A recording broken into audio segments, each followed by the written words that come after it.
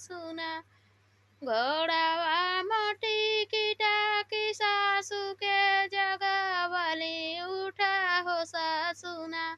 पियावा गईले मधुबनमा उठा हो सासुना पियावा गईले मधुबनमा उठा हो सासुना किया तू बहुअर हो जेवाना बिगाड़लू किया हो बहुअर ना घा किया हो बहुअर ना से जिया झगड़ा मचावलू किया हो बहुअर ना घोड़ावा मोटी कीटा की सासू के जगावली उठा हो सासुना पियावा गईले मधुबनमा उठा हो सासुना किया तू बहुअर हो जेवाना बिगाड़लू किया हो बहुअर ना से जिया झगड़ा मचावलू किया हो बहुअर ना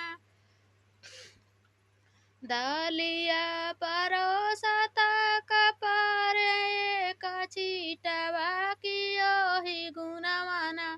पियावा गईले मधुबनमा कियो ही गुणवाना सासू धैली अटुकी नाना दुया धैली पटुकी धनियावा धैली ना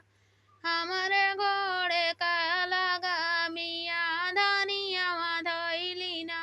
छोड़ा माइया टुकी हो छोड़ा बहिना पटुकी की छोड़ा धनिया हमारे घोड़े का लगा मिया की छोड़ा धनिया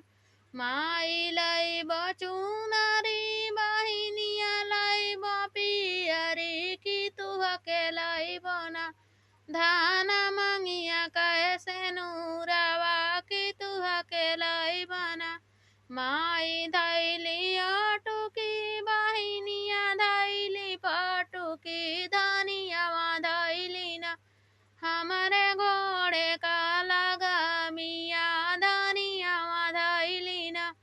घोड़ावा मोटी कीटी की सासू के जगावली उठा हो सासुना